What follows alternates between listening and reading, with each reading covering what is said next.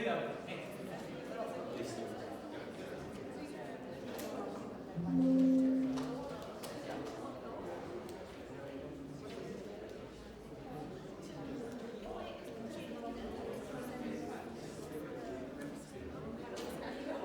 no.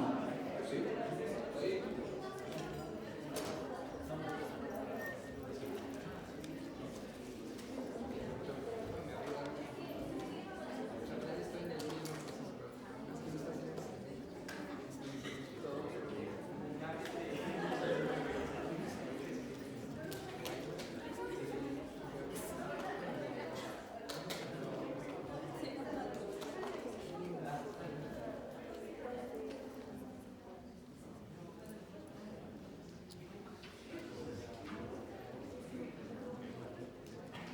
Perfecto. Entonces, ahorita en lo que otra vez tomamos nuestros asientos, voy haciendo la presentación del maestro Pablo, que nos presenta la conferencia Navegar en el caos informativo. Seguro que, igual que la conferencia que presentó Carlos, va a tener bastantes preguntas de su parte. Pablo Macluf es periodista, seguro muchos de ustedes ya lo conocen. Escribe sobre diversos asuntos públicos nacionales e internacionales, particularmente de cultura política, coyuntura, historia, seguridad y comunicaciones. Ha publicado en Letras Libres, Animal Político, Reforma, CNN, ADN Político, El Financiero y Foros, entre otros. Es parte del programa Es la Hora de Opinar con Leo Zucker. También es profesor de periodismo en el TEC de Monterrey y miembro del consejo editorial de la revista TEC. Adelante. Gracias a todos. Buenas noches, bienvenidos. Quiero agradecer al Tecnológico de Monterrey por esta generosa invitación. Es un honor para mí, además, estar en mi alma mater, y agradecerlos a todos ustedes por venir. Bien, el TEC me invitó, me buscó por una pregunta muy puntual. ¿Cómo navegar el caos informativo hoy? ¿Qué herramientas, qué consejos le puedes dar a los alumnos para arreglárselas en este desbarajuste que estamos viviendo, ¿no? ¿Cómo se pueden orientar en este caos? Y bueno, para hablar de caos informativo, pues tenemos que definirlo. ¿Qué es el caos informativo? Pizzagate. ¿Han oído hablar del Pizzagate? Bueno, si no les cuento, resulta que en la campaña presidencial del 2016, entre Trump y Hillary Clinton, un poquito después de las elecciones, un señor común y corriente con un rifle llegó a una pizzería y le apuntó a todos los empleados pidiendo que lo llevaran al sótano. Y los empleados dijeron: pues, ¿qué onda con este cuate, no? ¿Cuál sótano? No hay ningún sótano aquí. ¿Cómo que no? No hay un sótano. No había ningún sótano, le hablaron a la policía, lo arrestaron al cuate, el cuate se dio cuenta que no había ningún sótano y lo empezaron a interrogar. Y resulta que les cuenta que en 4chan, este sitio de microblogging de la dark web, pues había proliferado, se había confeccionado una teoría de conspiración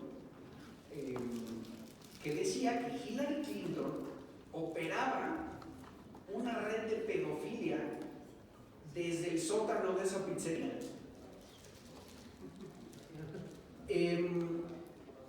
Este señor no estaba loco, era un hombre común y corriente, ¿sí?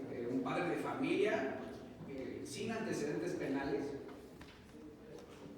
Y bueno, pues le siguieron la pista a la conspiración, se metieron a 4chan los agentes del FBI y se dieron cuenta que de 4chan ya había saltado a Facebook y a Twitter y a YouTube, y que había cientos de miles de personas que creían que Hillary Clinton operaba una red de pedofilia desde el sótano de esta pizzería.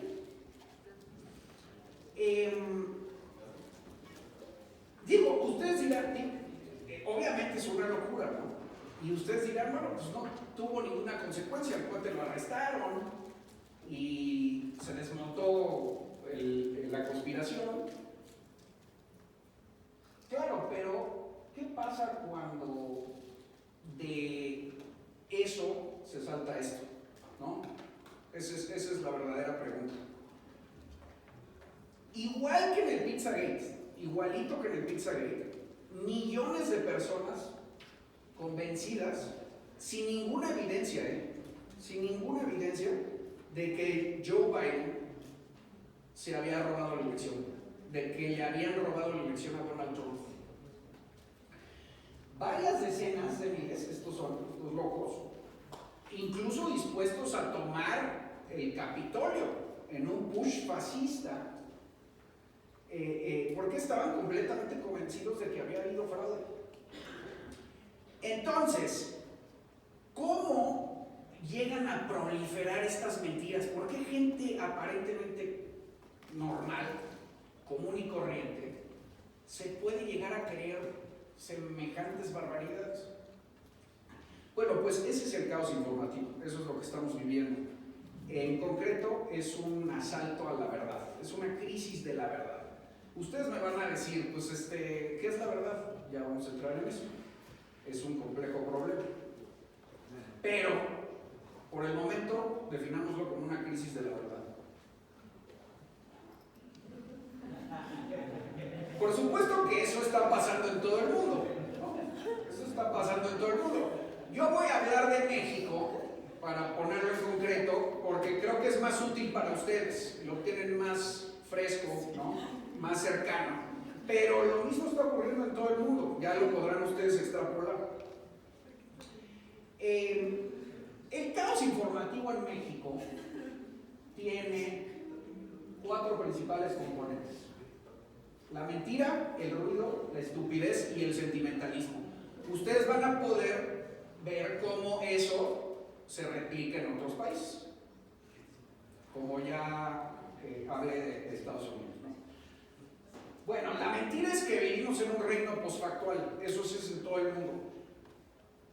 Pero en México particularmente, que somos un país además con tendencias hacia, digamos, la simulación, ¿sí? Así lo han estudiado nuestros filósofos, pues más aún, nunca habíamos tenido un régimen tan abiertamente mentiroso, ¿sí? Tan desfachatadamente mentiroso. El régimen nacional revolucionario, el PRI, era bastante cínico y bastante mentiroso, pero no tenía una reticencia o un, digamos, ataque tan frontal a los datos y a los hechos. Se hacían mensos, se hacían guajes y lo que quieras, pero no había un asalto a la verdad más o menos objetiva, medible. Nunca habíamos vivido un gobierno con tanto desprecio a datos y hechos como el actual. Más aún, nunca se había celebrado tanto la mentira. Ahí están los datos del laboratorio Spin de Luis Estrada, por ejemplo. López Obrador ya casi lleva 100,000 mentiras, o sea, es el doble que Trump. Pero todos los mexicanos lo creen a través de las mañaneras. Entonces es más o menos el mismo problema que el Pizzagate. Lo que el presidente dice en la mañana se lo cree una gran masa, va y lo replica y se lo creen la comadre y el compadre, y no hay ninguna manera de verificarlo. Ese es otro problema que veremos. Número 2, el ruido. Sobre todo a través de la mañanera hay un constante zumbido, ¿no? Hay una saturación. Es lo que yo llamo el blitz mediático. ¿Se acuerdan del blitz alemán, el bombardeo alemán a Londres en el invierno del 40, ¿no? Bueno, pues igual, nada más que en lugar de bombas, pues son escándalos, son disparates y absurdos. Todos los días el régimen mexicano bombardea la agenda con disparates, como si fueran olas en el revolcadero. Todos los días son 5 por día. Eso no existía. ¿Qué consigue con eso? 3 cosas. Uno, hay más escándalos hoy, hay más escándalos que periodistas disponibles para cubrirlos, es decir, hay un déficit de periodistas, ¿sí? En segundo lugar, y va de la mano del primero, el escándalo se devalúa, ¿sí? El escándalo deja de valer lo que valía antes. No es lo mismo un escándalo en un sexenio anterior que un escándalo hoy. Hoy, si tienes, es más, por mera economía de oferta y demanda, si tienes un escándalo en el sexenio de Peña Nieto que te puede desestabilizar el gobierno, o en el sexenio de Fox que de verdad ponen aprietos al poder, hoy un escándalo no hace absolutamente nada. No pasa nada porque el escándalo ya no vale, porque hay tantos. Es decir, la gente está tan saturada de absurdos y de despropósitos y de locuras que ya no pasa nada, vale menos, ¿sí? Y tercero, va de la mano, un poco como lo que sucede en el revolcadero cuando estás nadando, pues los ciudadanos se saturan, ¿sí? Contrario a lo que se cree, el riesgo de este tipo de blitz mediático no es el totalitarismo mediático como en la Unión Soviética, tipo orwelliano, donde tienes al ciudadano perpetuamente conectado al Big Brother, ¿no? Alimentándose de la información del Estado. No, aquí es al revés, es la apatía, la falta de atención, la desconexión, la despolitización, le deja de interesar. Tercero, la estupidez. No sé si han notado que cada vez hay más tontos. No, lo digo en serio, lo digo totalmente en serio. Hay un ataque a la inteligencia. Es parte de la estrategia del poder para deslegitimar a la intelectualidad. Es un ataque antielitista, porque la inteligencia está asociada a las élites. A ustedes a lo mejor todavía no les toca, pero cuando se gradúen lo van a ver. Son parte de la élite, son parte de la clase inteligente, por lo tanto son parte de la élite rapaz que saquea al pueblo, ¿sí? Entonces, la inteligencia es vista como elitista y viceversa. Es celebrado ser tonto y atrabiliario y bobo y parroquial y sencillo y poco sofisticado. Y finalmente, el sentimentalismo. Vivimos en una época sentimental, importan más los sentimientos y las emociones que la razón. Está importando más la sensiblería subjetiva que el bien objetivo general. En consecuencia, no se puede debatir, si lo piensan bien, sin riesgo de ofender a alguien, sin riesgo de que alguien se lo tome personal. Y hay de dos sopas, o una reacción autoritaria con violencia, o, en efecto, la ofensa. Porque no se están discutiendo ideas, no se están discutiendo argumentos, no se están discutiendo hechos y datos, se están discutiendo creencias, identidades y sentimientos, ¿sí? Bien, pues se preguntarán, ¿cómo llegamos aquí? Yo les cuento desde el punto de vista periodístico, que es el mío. Debe de haber explicaciones antropológicas, de todo tipo, incluso hasta he oído algunas de nutrición y todo, ¿no? Pero desde el punto de vista periodístico, yo creo que hay dos principales causas o explicaciones. La tecnológica es el Internet. Ustedes ya no nacieron antes del Internet, sospecho, ¿no? Ustedes ya son nativos digitales, entonces no vieron la transición. Pero con el advenimiento del Internet se desvanecieron los guardianes. Yo estudié periodismo, estudié en el TEC de Monterrey. Cuando yo estudié, el periodismo estaba basado en un modelo de jerarquización de información de acuerdo a la veracidad. Era un modelo de estándares de verificación, ¿sí? Era un modelo basado en la confirmación de fuentes, de qué es verídico y qué no. Porque todos los medios eran, digamos, organizaciones que emitían unidireccionalmente la información del medio a la masa. Era un flujo unidireccional, ¿sí? El Internet rompe eso, el Internet atomiza la información y todo el mundo puede empezar a producir. Es decir, la audiencia deja de ser pasiva, como era con los medios tradicionales, y comienza a ser activa. Todo el mundo se vuelve productor de información, todo el mundo se vuelve periodista. Entonces los medios y los periodistas dejan de tener ese rigor bajo el cual estaba fundado el modelo periodístico tradicional. En consecuencia, termina valiendo lo mismo lo que dice un físico nuclear de Harvard que Vampirito Azteca 1, 2, 3. En serio, o sea, finalmente los dos tienen acceso a la tecnología, los dos pueden emitir la información y el público no tiene manera de verificar cuál es la verdad. No tiene manera de verificar si una es fidedigna o no. Los guardianes, en inglés se llaman gatekeepers, pierden relevancia. Esos gatekeepers eran los medios tradicionales, que estaban sujetos a ciertos estándares periodísticos. Eso se pierde con el Internet. Entonces, digo, eso no necesariamente es malo, ¿eh? Le podemos encontrar ventajas a la democratización de la información. Eventualmente le encontraremos la cuadratura, pero ahorita está generando mucho caos. Por eso ese señor, ese loco que entró con un rifle a la pizzería, no pudo verificar si la información era real, porque no tenía ningún referente ni ninguna fuente que le dijera esto es verdad o esto no es verdad, ¿sí? Y la segunda, la política, es que se suplantó al individuo por el grupo. ¿Qué quiere decir esto en términos mediáticos? Que los individuos empezaron a agrupar alrededor de burbujas digitales en torno a etiquetas tribales, como el sexo, la raza, el género, la religión.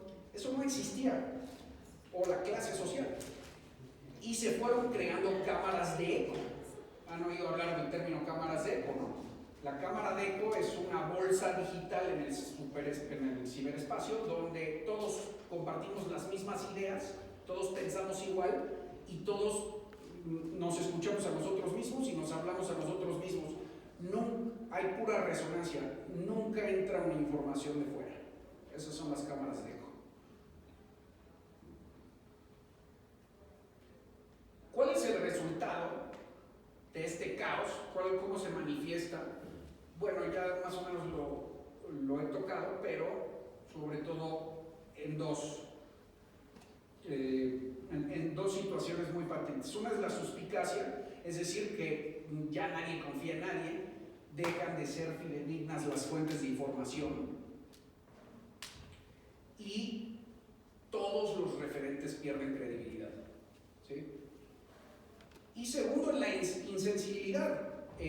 Nos acostumbramos a la mentira. Y no solo nos acostumbramos a la mentira, si te están lloviendo desde la mañanera 50 mentiras al día, no solo te acostumbras, también te vuelves insensible y te acostumbras a lo trivial, ¿sí? Ya no puedes distinguir lo trivial de lo sustancial. Sin embargo, la principal consecuencia, y más o menos hacia allá voy a terminar dirigiendo el resto de la presentación, es que no hay debate, se pierde la deliberación, ¿no? Esa es la consecuencia más patente. Empezamos a habitar en una gran torre de Babel, ¿sí? No hay un espacio de consenso y de deliberación, no hay un espacio de construcción argumentativa. Ahora, esto no apareció de la nada, ¿no? Ya hablamos de una causa tecnológica, pero también hay agentes del caos. Yo lo divido en 3 agentes del caos: personas, organizaciones e ideas. Son personas, organizaciones e ideas que por acción u omisión promueven el caos, o lo exacerban, o viven de él, o sencillamente lo dejan pasar. En personas, pues desde luego están los poderosos, ¿no? En este caso el presidente y el politburó que lo acompaña, que son quienes producen estas mentiras todos los días. En segundo lugar, los facilitadores, que son pues confecciones propagandísticas, pueden ser granjas de bots, o periodistas, o académicos, o opinadores, celebridades, que son gente que le ayuda a los agentes del caos, a los principales productores, a diseminar y sobre todo a darle una textura de admisibilidad a la mentira. ¿Sí? Son los que le ayudan a la mentira a parecer verdad, porque prestan su reputación, es decir, están intentando sustituir a esos referentes que les digo que se cayeron. Después están los tontos útiles, que es gente no necesariamente malintencionada, simplemente pueden ser ingenuos o idealistas, ¿sí? Que no tienen las herramientas para discernir, o que el poder simplemente utiliza para lavarse la cara, otra vez para obtener una textura de admisibilidad. Y bueno, finalmente en personas tenemos que incluir al pueblo, ¿no? Porque es el gran tirano sin cabeza. Sin el consentimiento del pueblo no podría admitirse la mentira. Tiene que haber alguien que lo crea. 5 minutos. ¿5 minutos? Uf. No, bueno. En organizaciones tenemos a los medios que no hacen su trabajo de curaduría, y a las universidades que han fallado como diques de información, ¿no? Como diques de la mentira. Y finalmente las ideas, bueno, pues el resentimiento, las utopías, los tribalismos e identitarismos, que ya ven un poco, y finalmente la amnesia, ¿no? Acuérdense que todo pueblo que olvida la historia está condenada a repetirla. Rápido, ya para terminar, ¿cómo navegar el caos? Noten que digo navegar, más no ordenar, ¿sí? Esa no creo que es mi encomienda, ni siquiera creo que se pueda ordenar el caos. Más bien creo que hay que capotear el caos, y eso es lo que me gustaría dejarles a ustedes hoy. Creo que este pantallazo, este intercambio entre Elon Musk, el nuevo dueño de Twitter, Jack Dorsey, el anterior dueño, y Gad Saad, un científico de Canadá, lo resume muy bien. Dice Elon Musk: Twitter necesita volverse el medio de información más veraz en el mundo. Esa es la misión. Dice Jack Dorsey: bueno, ¿veraz para quién? ¿No? Y eso es un poco el dilema en el que está el mundo. Dice Gad Saad: muy fácil, a la verdad, al método científico, ¿sí? A la libertad de expresión, a los hechos comprobables, a la verdad objetiva. Muy bien. Lo primero que tenemos que entender es que no existe la verdad objetiva. O sea, eso, en ese sentido tiene razón Jack Dorsey. Lo decía Marco Aurelio: todo lo que vemos es una perspectiva, no es la verdad. Y sí es cierto, los sentidos ni siquiera nos alcanzan. Si lo piensan bien, las moscas ven en colores que nosotros no podemos ver. Entonces no sabemos cuál es la realidad objetiva, ¿sí? Nadie lo sabe. No sabemos cuál es la realidad, por qué estamos aquí, cuál es nuestra misión, a dónde vamos a ir. Y son problemas que ya plantaron Platón, Al-Ghazali, Kant, ¿no? Sin embargo, sí hay sistemas de navegación. no para revelar la verdad objetiva, pero para ponernos de acuerdo sobre la realidad medible. ¿Sí? ¿Queda claro esto? Es la realidad medible, es muy diferente. Y son tres cosas, los tres sistemas de navegación: la ciencia, en el caso del conocimiento, el mercado, en la materia, y la democracia liberal en la política. Ahí es donde navegamos el caos. Son sistemas abiertos, refutables, plurales, pacíficos, medibles y consensuados. Rápidamente, 2 más 2 es 4, ¿no? En la ciencia. Si tú dices, no, no es cierto, es 5, pues estás desafiando el consenso y tienes que probar mediante un método epistemológico consensuado de que 2 más 2 es 5. No lo vas a lograr. Entonces, por tanto, esa no es la realidad, esa no es la verdad mínima objetiva. Lo mismo en el mercado. Si tú realizas un intercambio, alguien lo va a comprar si le gusta el precio y alguien lo va a vender si le gusta el precio de compra. Igual en la democracia liberal. Lo que quiero llegar es que ahí, en ese espacio entre ciencia, democracia y mercado, es donde se crea el espacio para ponerse de acuerdo. Mi sugerencia es que se muevan ahí, en esa verdad objetiva. ¿Sí? Porque lo contrario son los sistemas opuestos. En el caso de la ciencia es el dogma y la superstición.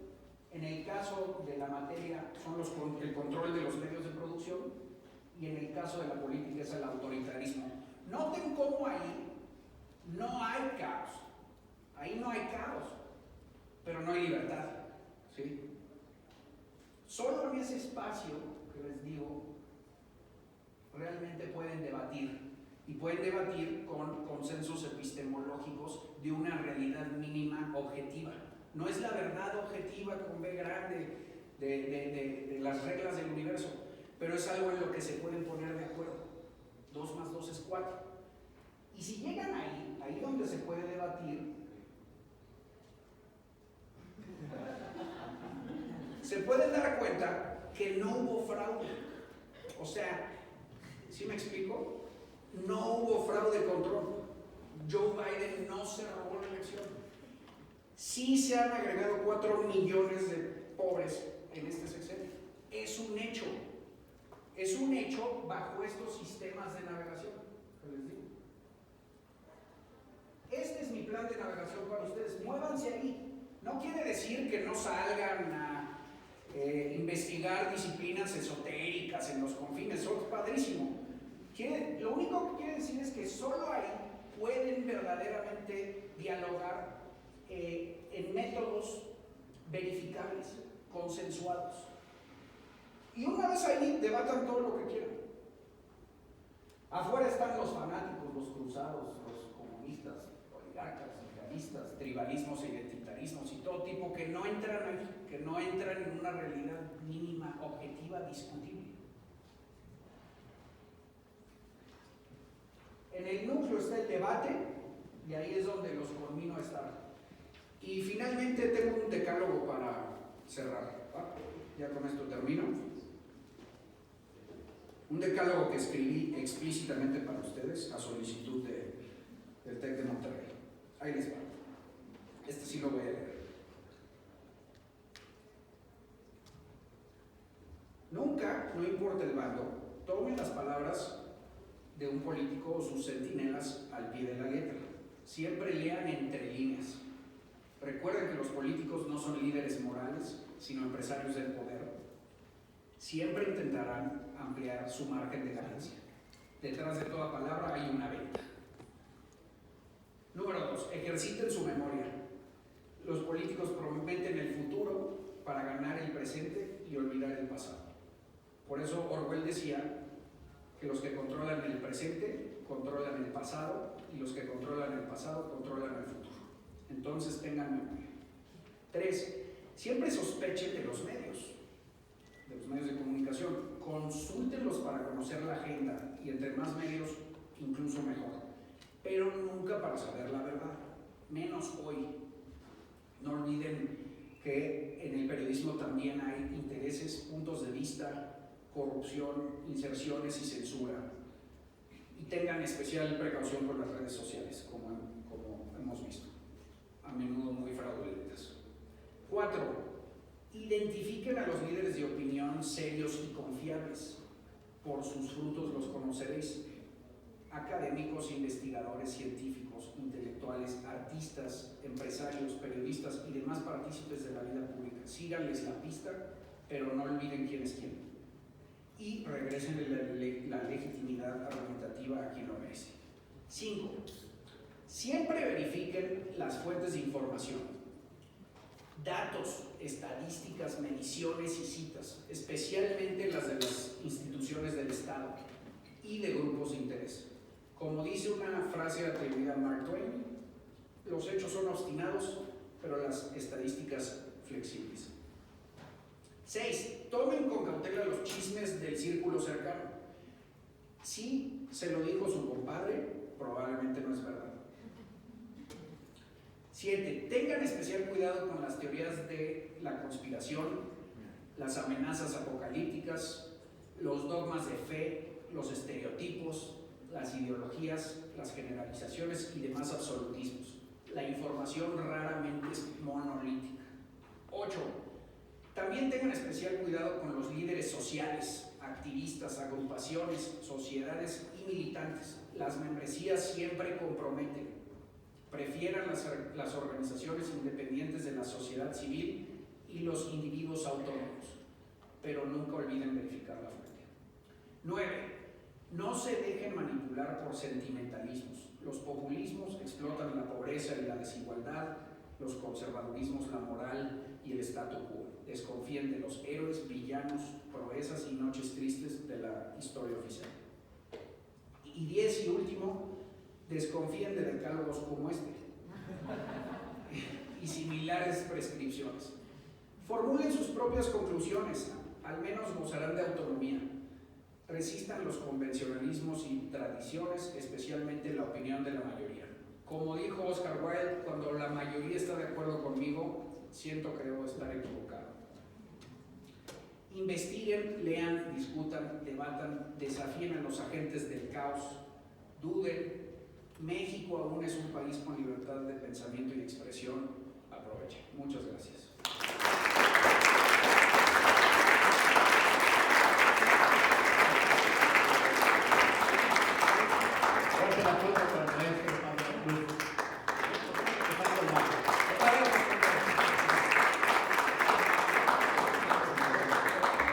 Creo que me colgué un poco, perdí noción del tiempo, me apasioné.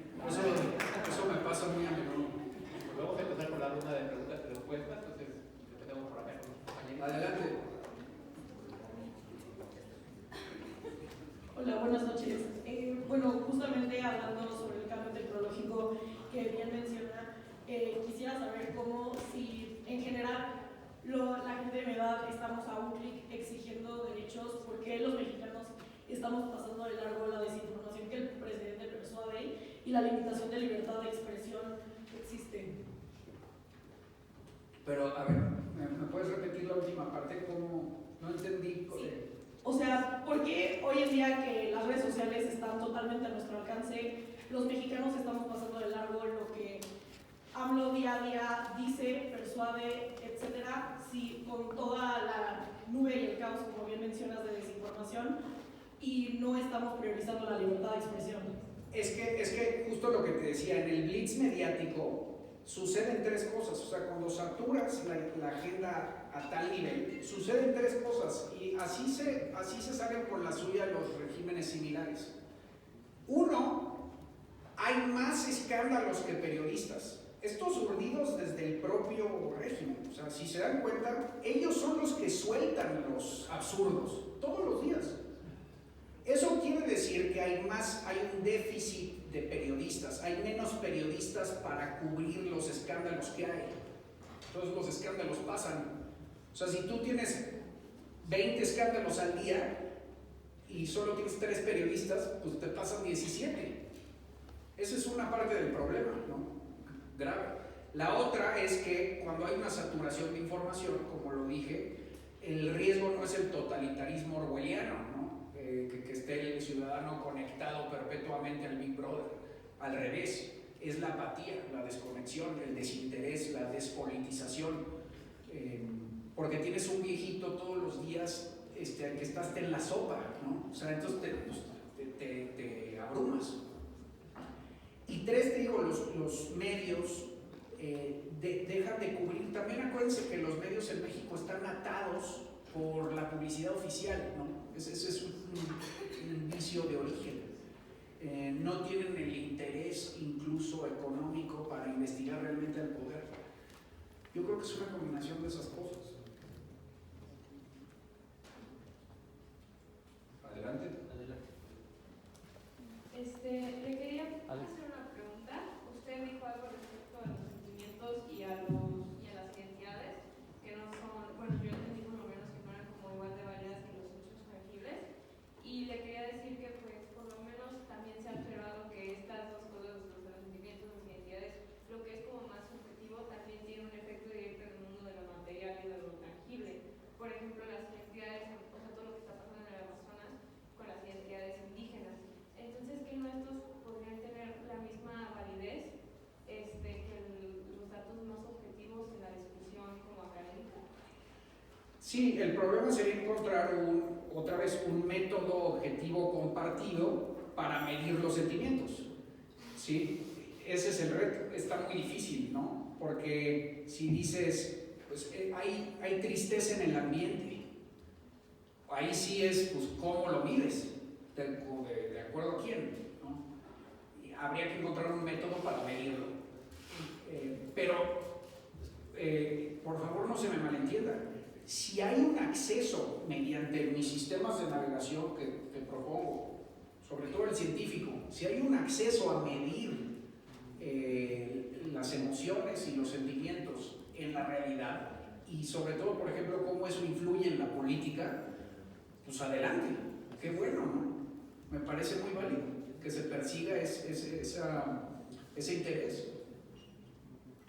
Es que, pues más o menos como, o sea, ya se han encontrado como relaciones entre el miedo de ciertos grupos y su propensidad a comportarse como a la defensiva con las autoridades, o viceversa, la confianza de una población que la motiva a invertir más, a trabajar más. O sea, son cosas que realmente tienen como un link directo y también se debería de como aunar en la causa del sufrimiento de alguien. Tal vez como su argumentación no esté siendo la mejor o la más inteligente, pero viene desde un lugar que también tiene que ser analizado. Claro, ahora, el chiste es que no se anulen unos a otros. Por ejemplo, si ese grupo se siente de una manera muy particular, pero que tenga demandas que de alguna forma pongan en entredicho a la democracia liberal, que es un sistema de consenso mayoritario, pues ahí entras en un problema porque estás ante un grupo autoritario, por ejemplo, ¿no?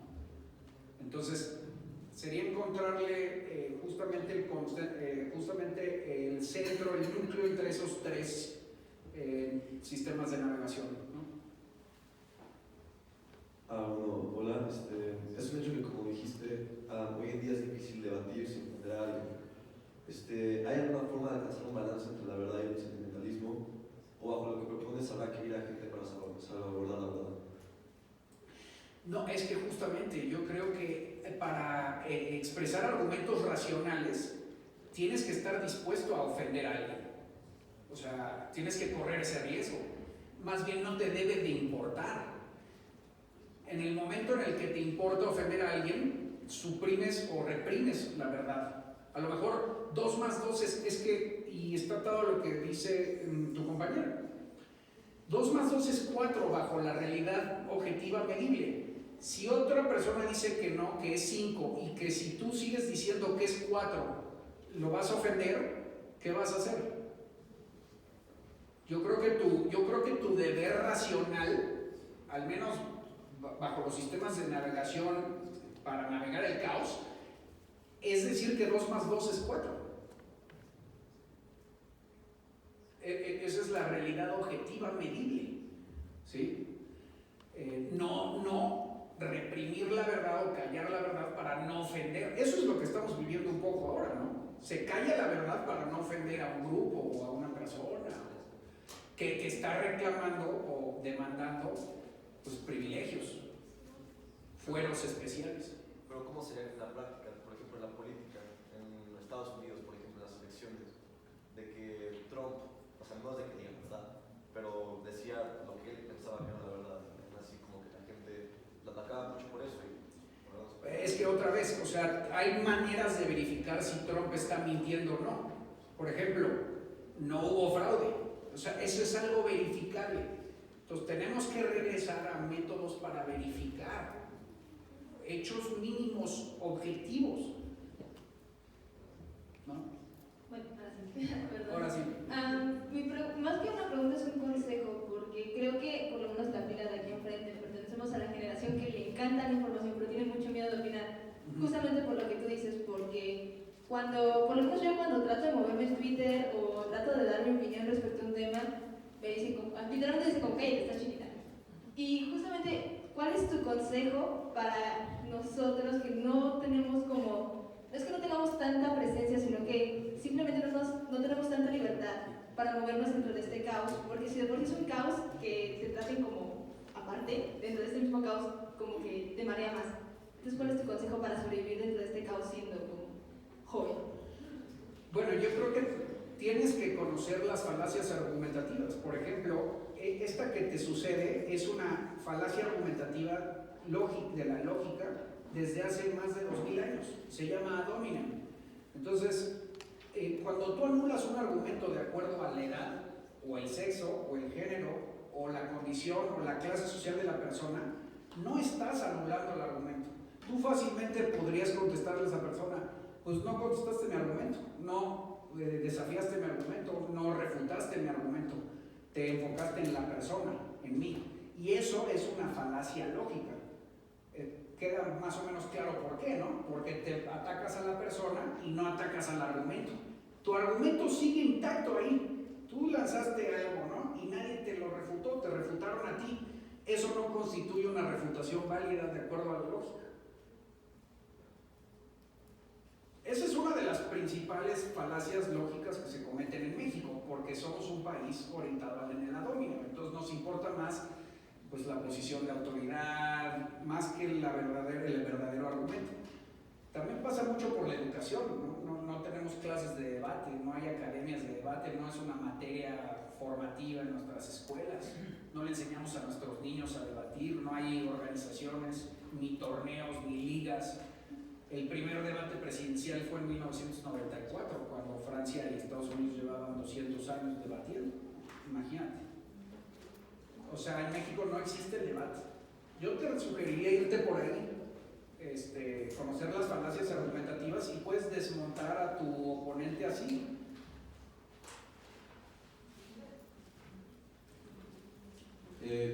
Mi pregunta es, ¿tú crees que la desinformación que da el gobierno de AMLO es simplemente para desviar lo que está pasando en realidad o para lograr como hacer que la gente se desinterese por saber, por conocer la información de lo que esté pasando?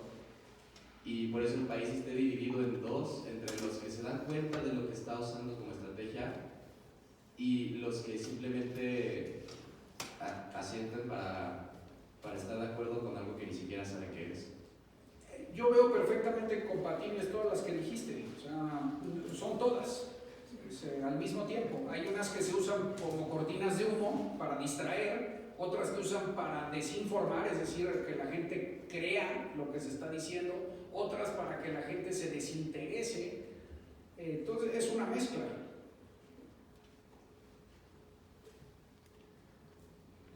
Bueno, pues tenemos que finalizar la ronda de preguntas y respuestas. Es una pena, la verdad que hay muchas dudas, muchas ganas.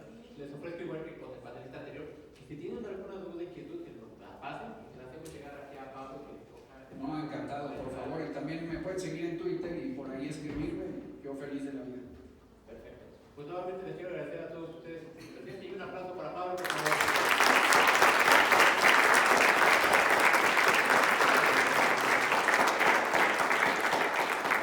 A continuación, Axel Vega,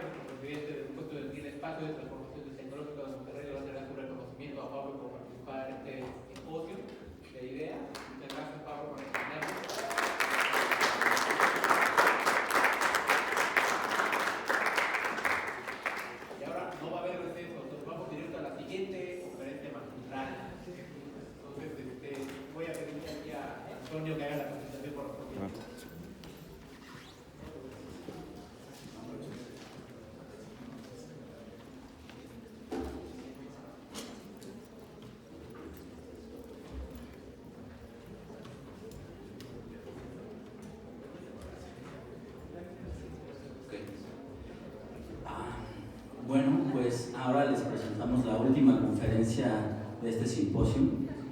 Y esta conferencia lleva por título Visión de la Economía Mexicana, impartida por la maestra Valeria Moy.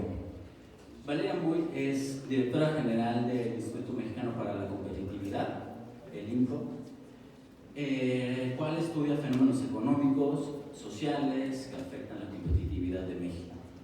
Fue directora también de México Cómo Vamos, es economista de ITAM, con posgrado en la London School of Economics. Ha trabajado en el sector regulador de México, específicamente en el área de regulación bancaria y valores. También ha trabajado como investigadora para la Escuela de Negocios de la Universidad de Harvard. Es columnista semanal en el Universal y en El País, y participa como analista recurrente en televisión, radio y publicaciones impresas nacionales e internacionales. Tiene un podcast semanal sobre temas económicos. El podcast se llama Peras y Manzanas. Y pues demos la bienvenida a la maestra Valeria Moy.